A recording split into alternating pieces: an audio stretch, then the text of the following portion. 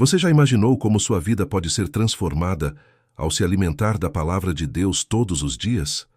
Estamos na jornada de ler a Bíblia toda em um ano, e cada dia é uma nova oportunidade para crescer espiritualmente, fortalecer sua fé e experimentar a ação do Espírito Santo. No devocional de hoje, dia 72, 13 de março, mergulharemos em Levítico 26, 14, 46 e 27, Atos 9 e 10 e Provérbios 7, 1, 5. Passagens que nos ensinam sobre as bênçãos e consequências da obediência e da desobediência a Deus, o impacto da conversão de Paulo e o chamado de Pedro para levar o Evangelho aos gentios, além da sabedoria de Provérbios para viver uma vida reta diante do Senhor. Antes de continuarmos, já deixe seu like, inscreva-se no canal e ative o sininho para não perder nenhum devocional. E se essa palavra tocar seu coração, compartilhe com alguém que também precisa desse alimento espiritual. Hoje, Deus quer falar com você. Continue assistindo e permita que essa leitura transforme sua vida e fortaleça sua caminhada de fé. Levítico 26, 14 e 46. Castigos pela desobediência. Mas e se vocês não me derem ouvidos e não obedecerem a todos esses mandamentos, e se quebrarem a minha aliança, rejeitando meus decretos, desprezando meus estatutos e recusando-se a cumprir meus mandamentos, eu os castigarei. Trarei sobre vocês terrores repentinos, doenças debilitantes e febres ardentes, que farão seus olhos escurecerem e sua vida definhar. Semearão em vão, pois seus inimigos comerão suas colheitas. Eu me voltarei contra vocês, e seus inimigos os derrotarão.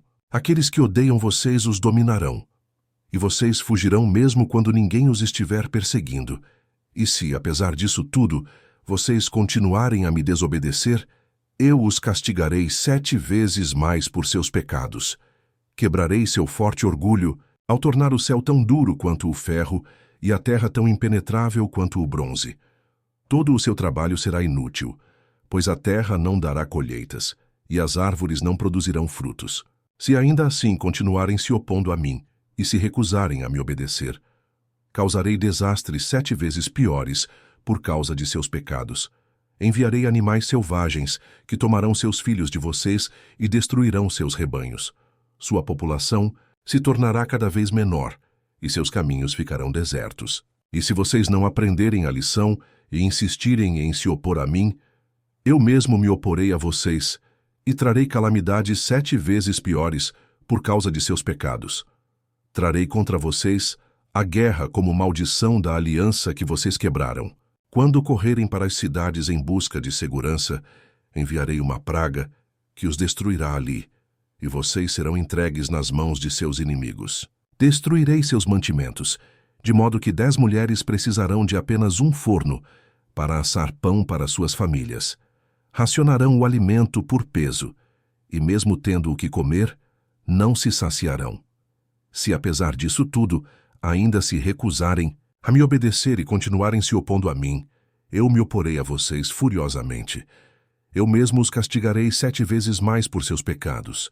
Então, vocês comerão a carne de seus próprios filhos e filhas. Destruirei seus altares idólatras e derrubarei seus lugares de culto. Amontoarei seus cadáveres por sobre seus ídolos mortos e os desprezarei por completo. Farei suas cidades ficarem desoladas e destruirei seus santuários. Não terei prazer em suas ofertas, que deveriam ser um aroma agradável para mim. Sim, eu mesmo devastarei sua terra, e os inimigos que virão ocupá-la ficarão horrorizados com aquilo que virem. Eu os espalharei entre as nações e empunharei minha espada contra vocês.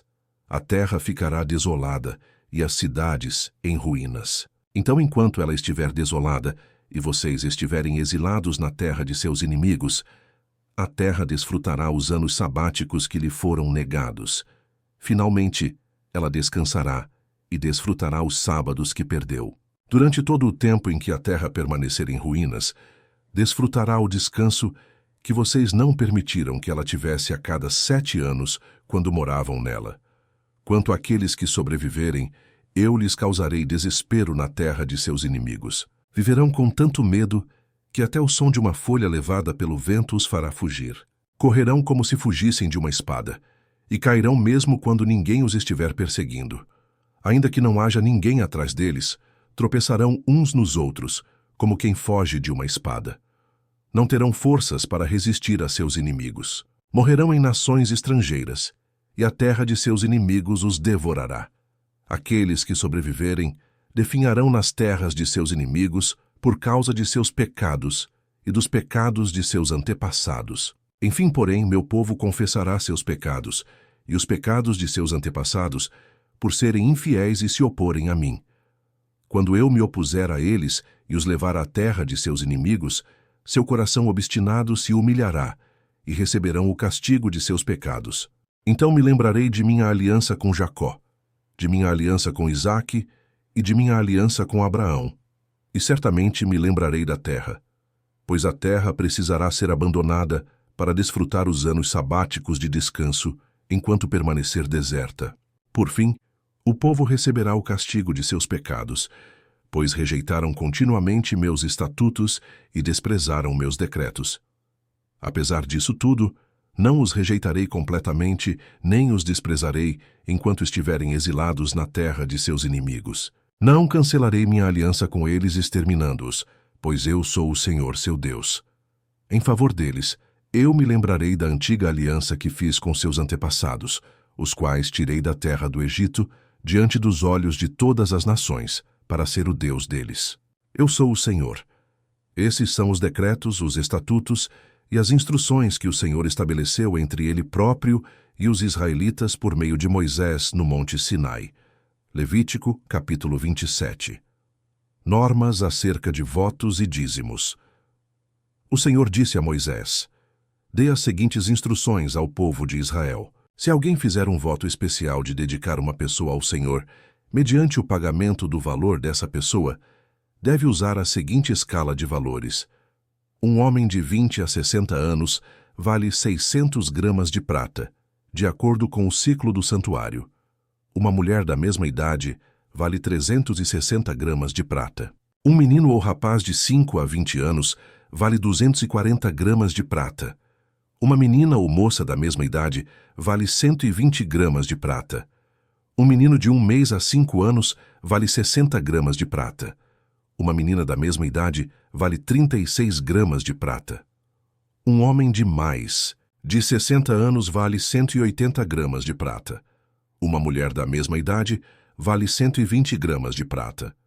Quem desejar fazer o voto, mas não puder pagar a quantia exigida, levará a pessoa ao sacerdote, e ele determinará a quantia a ser paga com base nos recursos de quem fez o voto. Se alguém fizer o voto de entregar um animal como oferta para o Senhor, toda oferta ao Senhor será considerada santa. Não trocará nem substituirá o animal por outro, seja um animal bom por um ruim ou um animal ruim por um bom. Mas, se trocar um animal por outro, tanto o primeiro como o segundo serão considerados santos. Se o voto for a entrega de um animal impuro que não é aceitável como oferta para o Senhor, levará o animal até o sacerdote, e ele determinará o valor, e sua avaliação, alta ou baixa, será definitiva. Quem desejar comprar de volta o animal, pagará o valor estipulado pelo sacerdote, mais 1/5 do valor. Se alguém dedicar uma casa ao Senhor, o sacerdote a avaliará. Sua avaliação, seja alta ou baixa, será definitiva. Se a pessoa que dedicou a casa quiser comprá-la de volta, pagará o valor estipulado pelo sacerdote, mais 1/5 do valor. Desse modo, a casa voltará a ser sua. Se alguém dedicar ao Senhor uma parte de sua propriedade familiar, o valor será determinado de acordo com a quantidade de sementes necessária para semeá-la. Serão 600 gramas de prata por um campo semeado com 220 litros de sementes de cevada. Se o campo for dedicado ao Senhor no ano do jubileu, será aplicado o valor total. Mas se o campo for dedicado depois do ano do jubileu, o sacerdote calculará o valor da terra de modo proporcional ao número de colheitas restantes até o próximo ano do jubileu. O valor calculado será reduzido a cada ano que passar. Se a pessoa que dedicou o campo desejar comprá-lo de volta, pagará o valor estipulado pelo sacerdote, mais 1/5 do valor. O campo voltará a ser legalmente seu. Se, contudo, não quiser reavê-lo, e ele for vendido a outra pessoa, o campo não poderá mais ser comprado de volta. Quando o campo for liberado no ano do jubileu, será santo, totalmente dedicado ao Senhor, e se tornará propriedade dos sacerdotes. Se alguém dedicar ao Senhor um campo que comprou, mas que não faz parte de sua propriedade familiar, o sacerdote determinará o valor com base no número de colheitas restantes até o próximo ano do jubileu. Nesse mesmo dia, a pessoa entregará o valor do campo como doação sagrada para o Senhor. No ano do jubileu, o campo será devolvido a quem o herdou como propriedade familiar. Todos os pagamentos serão calculados de acordo com o peso do ciclo do santuário, equivalente a 12 gramas. O macho da primeira cria de um animal não poderá ser dedicado ao Senhor, pois a primeira cria de seu gado, de suas ovelhas e de suas cabras já pertence a ele. É possível, porém, comprar de volta a primeira cria de um animal impuro mediante o pagamento do valor estipulado pelo sacerdote, mais 1/5 do valor. Se o animal não for comprado de volta, o sacerdote o venderá pelo valor estipulado. Contudo, qualquer coisa totalmente dedicada ao Senhor, seja uma pessoa, um animal ou uma propriedade familiar, jamais será vendida ou comprada de volta. Tudo que é assim consagrado é santíssimo e pertence ao Senhor. Nenhuma pessoa que tenha sido definitivamente marcada para a destruição poderá ser comprada de volta. Deverá ser executada. A 10ª parte dos produtos da terra, sejam os cereais dos campos ou os frutos das árvores, pertence ao Senhor e deve ser consagrada a Ele.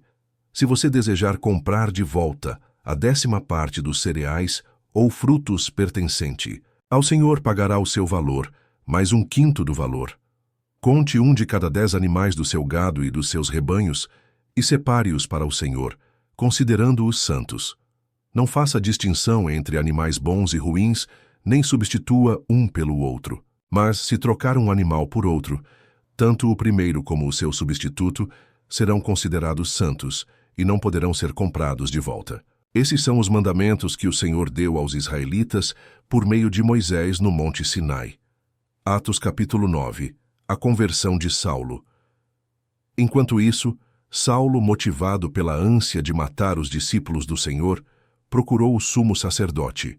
Pediu cartas para as sinagogas em Damasco, solicitando que cooperassem com a prisão de todos os seguidores do caminho, homens e mulheres que ali encontrasse, para levá-los como prisioneiros a Jerusalém. Quando se aproximava de Damasco, de repente uma luz do céu brilhou ao seu redor. Ele caiu no chão e ouviu uma voz lhe dizer: Saulo, Saulo, por que você me persegue? Quem és tu, Senhor? Perguntou Saulo. E a voz respondeu: Sou Jesus, a quem você persegue. Agora levante-se e entre na cidade, onde lhe dirão o que fazer. Os homens que estavam com Saulo ficaram calados de espanto, pois ouviam uma voz, mas não viam ninguém. Saulo levantou-se do chão, mas ao abrir os olhos estava cego. Então o conduziram pela mão até Damasco. Lá ele permaneceu, cego, por 3 dias, e não comeu nem bebeu coisa alguma. Havia em Damasco um discípulo chamado Ananias. O Senhor o chamou numa visão. Ananias. Sim, Senhor, respondeu ele. O Senhor disse: Vá à rua direita, à casa de Judas. Ao chegar, pergunte por um homem de Tarso chamado Saulo. Ele está orando neste momento. Mostrei-lhe numa visão um homem chamado Ananias, chegando e impondo as mãos sobre ele para que voltasse a enxergar. Ananias, porém, respondeu: Senhor, ouvi muita gente falar das coisas horríveis que esse homem vem fazendo ao teu povo santo em Jerusalém, e ele tem autorização dos principais sacerdotes para prender todos que invocam o teu nome. O Senhor, no entanto, disse: Vá, pois Saulo é o instrumento que escolhi para levar minha mensagem aos gentios e aos reis, bem como ao povo de Israel. E eu mostrarei a ele quanto deve sofrer por meu nome. Ananias foi e encontrou Saulo.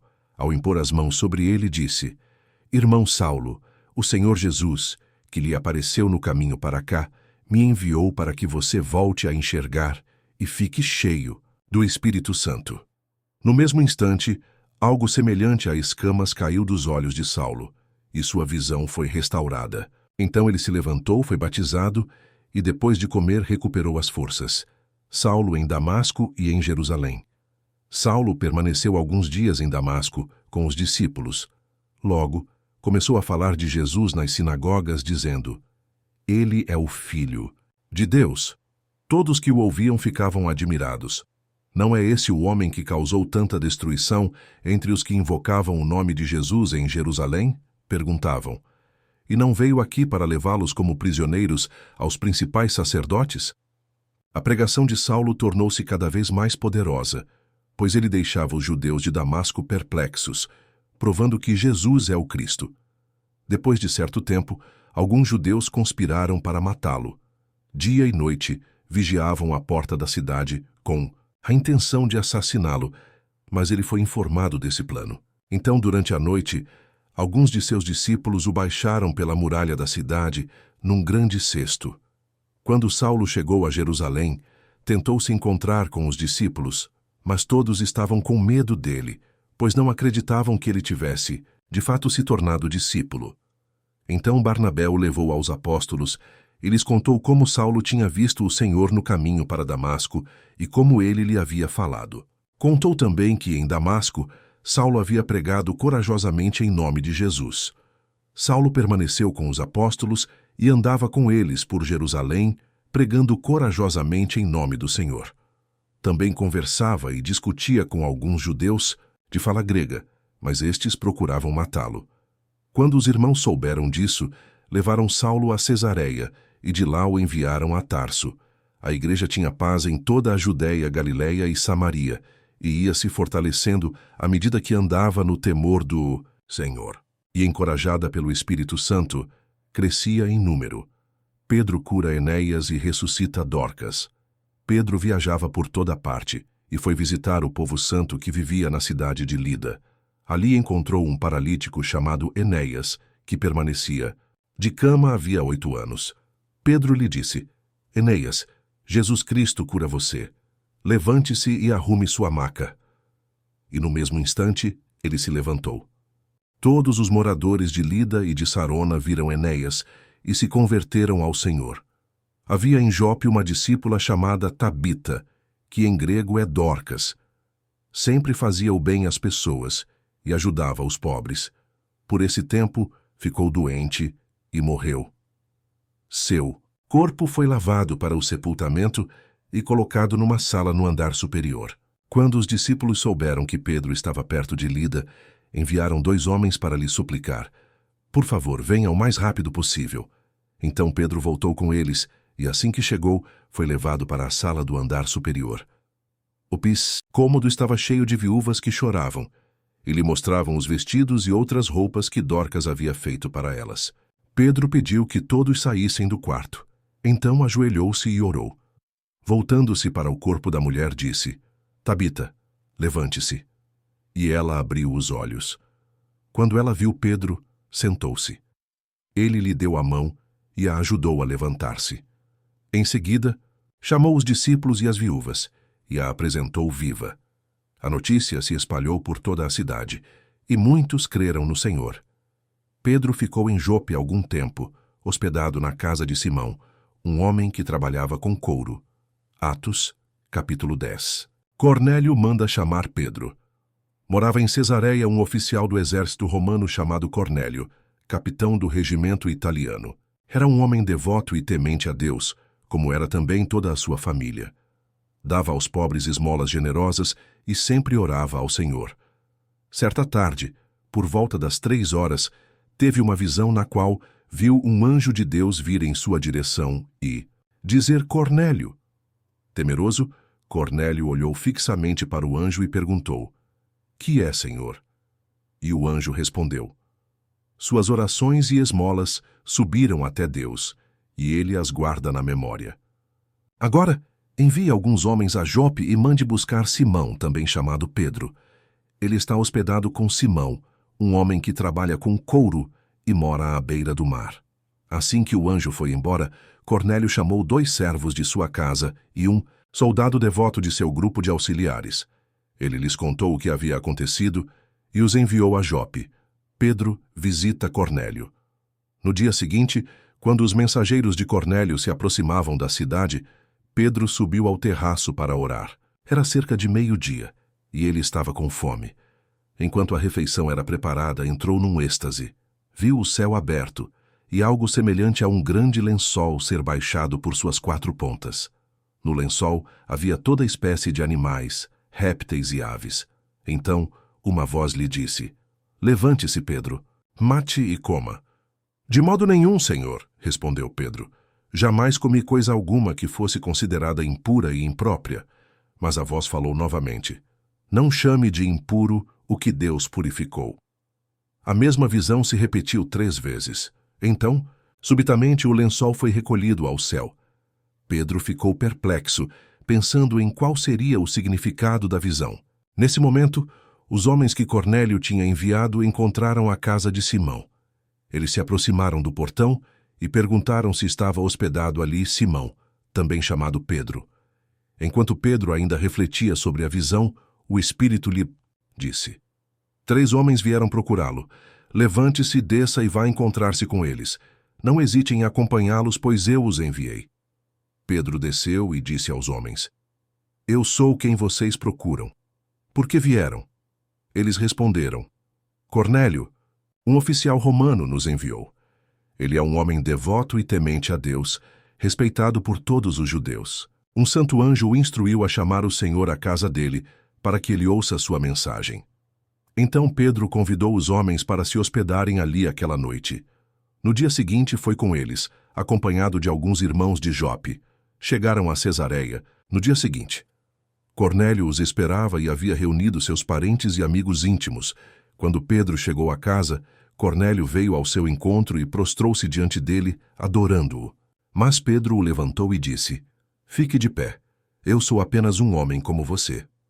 Os 2 conversaram e depois entraram na casa, onde muitos outros estavam reunidos.